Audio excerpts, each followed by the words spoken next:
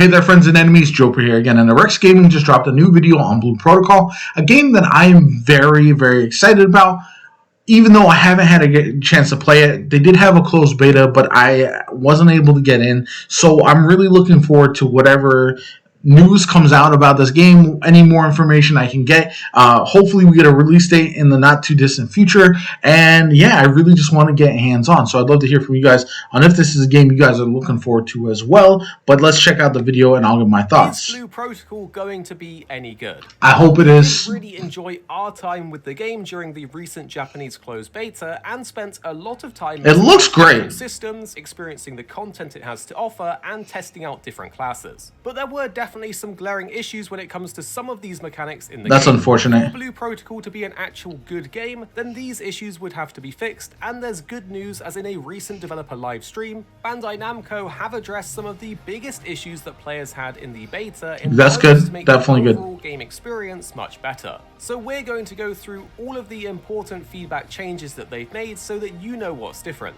But Okay, I'm excited about that. It would be great to know what relatively small thing is a deal breaker for you in your games. I'm currently playing through Honkai Star Rail and loving it, but not being I love Honkai Star Rail too. Dialogue is definitely grinding my gears. So I can see awesome it. to hear what grinds your gears down in the comments below. And if you enjoy our videos, make sure to hit that like button. It's for the YouTube out. So for me, the only thing that really grinds my gears as far as gaming goes is unskippable cutscenes when you have multiple characters. That's really annoying. But overall, I really don't have a lot of super pet peeves that annoy me. Or games, okay, so actually I take it back. When I have a MMO or multiplayer game that I constantly have to drop in and out of a party with my friends, that's my biggest thing. If I want to play co-op, I want to play all co-op with my friends. I don't want to have to jump in and out and link back up because of certain things are only playable single player. So that's one of my personal pet peeves. Also, definitely check out Rex Gaming. They provide a ton of useful information on their channel, and I would definitely subscribe to them if you haven't already. Algorithm, and it really helps, so thank you if you do. And if you aren't subscribed, we have loads of content every day that you don't want to miss out on. So the first thing to know is one of the biggest changes that the team have made. Very great, very good. The elite monsters. They want to make the battles feel more engaging without being too frustrating.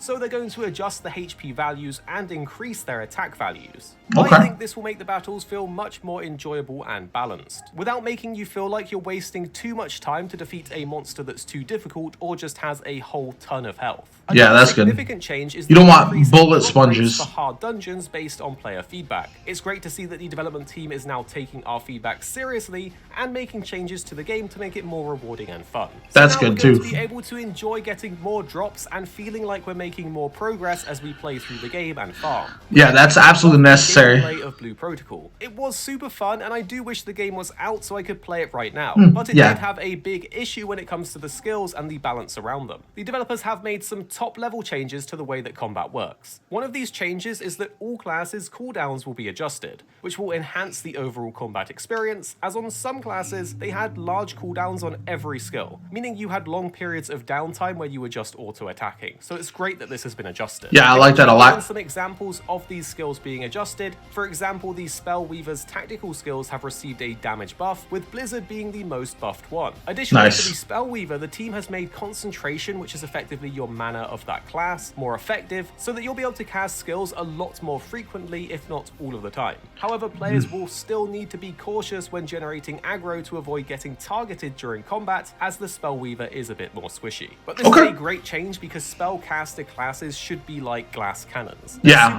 I agree with that. I want to play a Spellweaver, honestly, in this game. Actually get a bit easier going forwards, as the team have addressed an issue that players were getting targeted too easily while generating aggro. In addition to the aggro generation issue though, the development team have made changes to the abilities of each class to improve the overall balance in gameplay. For example, the Blade Warden's aggro skill they did say was actually kind of weak, especially at lower levels, but the team have now made it more useful and powerful by adding the Provoke look effect to it. In contrast, the Twin Strikers' tactical skills have been modified to have reduced cooldowns and increased damage across most of their skills. So the Twin Strikers are going to be throwing out all of the moves and hopefully putting out some great DPS. Yeah, that'd be awesome. That looks sick. Improvements to often overlooked classes like the Keen Strider and Foe Breaker. The Keen Strider's tactical skill cooldowns have been reduced and their healing abilities have been increased, making them more versatile and useful in a team setting. On the other hand, the Foe Breaker has received a reduction in tactical skill cooldowns, making their abilities more accessible and impactful. Another huge point of pain was gathering out in the open world. Guys, I have to tell you, some of those gathering missions took forever just to get one drop that you needed, and then you needed like 5 of them. It was insane. Yeah, that sounds terrible. The gameplay experience, changes have been made to the drop rate for rare enemy drops. The original design was to encourage players to form parties to hunt for materials, but partying up wasn't super common as the developers would have thought it would be. So adjustments have been made to the field play to address this issue, although partying up is still the recommended approach for gathering materials. I mean, that makes sense. Implemented that I love to see is that certain gathering spots are now guaranteed to drop a specific material. Yeah, that's huge. Frustrating to repeatedly gather from a spot without actually obtaining the desired item that does come from that node. So the game developers have ensured that some spots will provide guaranteed drops,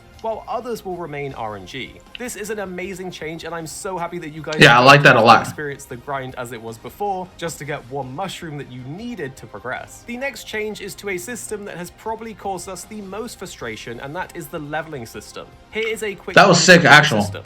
Basically, you have your traditional levels, but also your adventure rank. After leveling up enough, you would basically hit blockers where you couldn't level anymore unless you completed things in the adventure rank board and increased your gear score by crafting echoes that function as your gear in this game. During that time, even if you completed a quest, you wouldn't receive the XP reward for it. Oh, that sucks. And often the adventure board quests were super trivial things like gathering quests or fetch quests that really slowed down your progression to an unenjoyable pace. The developers actually intended for this system to be more manageable by encouraging the creation of enhanced echoes, but this has proved to be a significant challenge. As a result, many players found themselves stuck in the early game with no means of progressing further. To address this issue, that would suck. Cap has been eliminated, allowing players to level up more quickly and efficiently. With this change in place, you are no longer bound to the restrictions of the adventure rank system, and players can then make meaningful progress regardless of their rank. This update has definitely made the game more accessible and enjoyable for both new Yeah, that sounds like a huge change. It is a massive change that should remedy a lot of the main issues that players had with the game.